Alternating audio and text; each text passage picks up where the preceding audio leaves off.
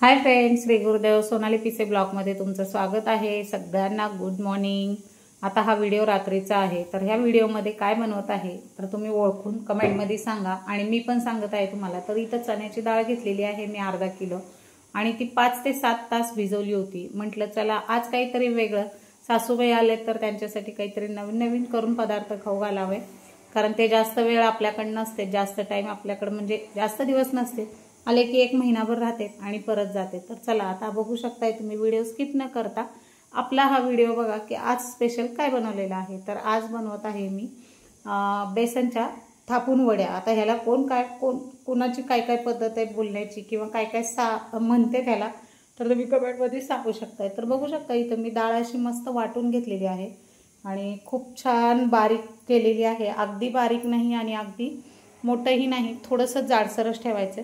तर त्यानंतर इथे लसूण घेतलेला आहे, लसूण कमीत कमी 20 ते 25 पाकळ्या लसूण घेतलेले आहेत मी। आणि आता कढईत तेल टाकायचं आहे, मस्त फोडणी द्यायची त्याला, जिरे टाकायचं आहे, मोहरी तुमची इच्छा असेल तर टाकू शकताय, मला मोहरी त्यात योग्य नाही वाटली म्हणून म्हटलं जिऱ्याचीच फोडणी फक्त द्यायची। जिरे छान असे तडतडले की मस्त कढीपत्ता टाकून द्यायचा, कढीपत्ता छान उडायला लागला की मग लसूण टाकून द्यायचं आपलं।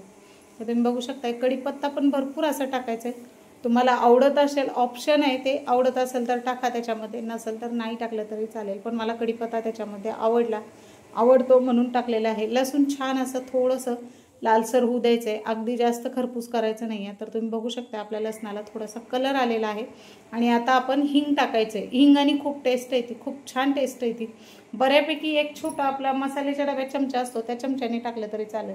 आणि इथं हिरवी मिरची वाटून घेतली होती, ती हिरवी मिरची 2 चमचे मी हिरवी मिरची टाकलेली आहे छोट्या स्पूनने आपल्या।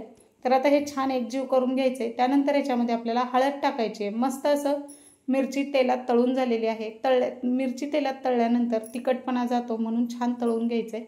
आता आपण जे बेसन डाळ वाटून घेतली होती ती टाकलेली आहे, त्यानंतर चवीनुसार मीठ टाकायचं आपल्याला आणि ह्याला छान परतायचं आहे, असं जोपर्यंत ते फुगून असं हे होत नाही तोपर्यंत परतायचं आहे की त्याचा एकजीव होईपर्यंत सारखं हलवत राहायचं आहे। थोडंसं अधूनमधून झाकण पण ठेवायचं आहे आणि झाकण काढून एक 4-5 मिनिटात परत लगेच उघडून परत परतून घ्यायचं आहे। तर तुम्ही बघू शकता इथं एकजीव करून घेतलेला आहे मी, बऱ्यापैकी छान असं परतन होत आहे आपलं, म्हणजे जास्त वेळ लागत नाही, पटकी झट अशी होणारी रेसिपी। आता छान परतून होत आहे, तर झाकण ठेवून घेऊ आपण। तर तुम्ही बघू शकताय साईडनी भरपूर असं परतून म्हणजे वाफ हे झालेलं आहे, ते शिजलेलं आहे, पीठ शिजवू द्यायचं आहे ते आपल्याला। आणि आता याच्यामध्ये अर्ध कच्चं पीठ आहे तोपर्यंतच कोथिंबीर टाकायची, कारण पीठ पूर्ण शिजल्यावर कोथिंबीर टाकली की सगळी वड्या कापताना आपण कोथिंबीर बाहेर येते। तर अर्ध कच्चं पीठ आहे तोपर्यंतच आपण याच्यात कोथिंबीर टाकून घेऊया। तर आता कोथिंबीर टाकलेलं आहे, छान एकजीव करून घ्यायचं आहे आता हे। आणि हे भरपूर होतं बरं का, मुलं पण खातील आवडीने आणि सगळेजण खातील। याची आता तुम्ही ग्रेव्ही पण बनवू शकता किंवा तळून सुद्धा खाऊ शकता। तर तुम्ही बघू शकता आपलं पीठ मस्त असं शिजलेलं आहे, हे बघा एक गोळा तयार होत आहे कणकेसारखा, आपला असा गोळ भाकरीचा गोळा असतो का, भाकरीच्या पिठाच्या गोळ्यासारखा तसा गोळा तयार होत आहे। आता हे छान परतून झालेलं आहे, ह्याला परत अजून थोडं 1-2 मिनटं झाकण ठेवायचं आहे, 2 मिनटं म्हणा किंवा 1 मिनटं बी झालं तरी ठीक आहे।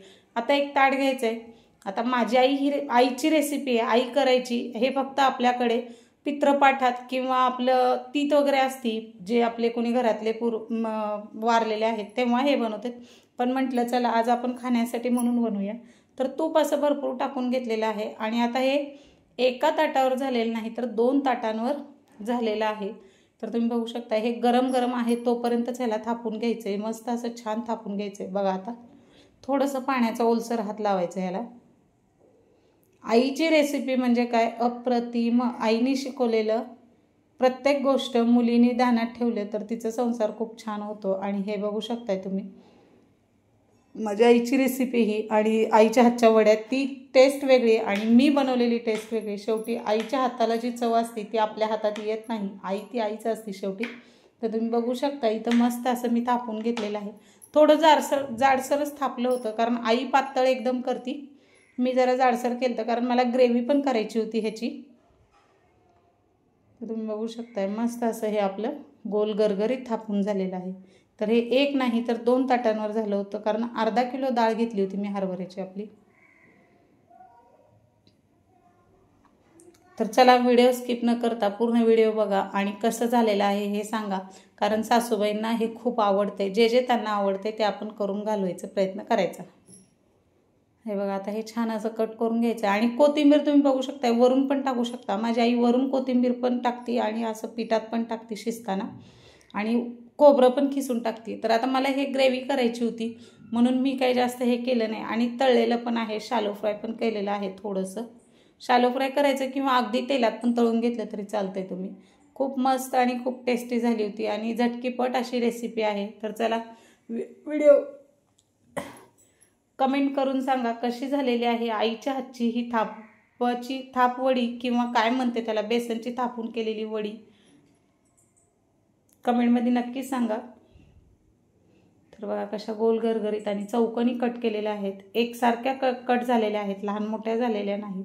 थोडं जाडसरच घेतलेलं आहे मी. वड्या कापताना जाडसरच कापलेल्या आहेत आणि ते तर बघू शकताय तुम्ही. आता ही गरम गरम भाकरी केलेली आहे. भाकरीसोबत सासूबाई खात आहेत. तर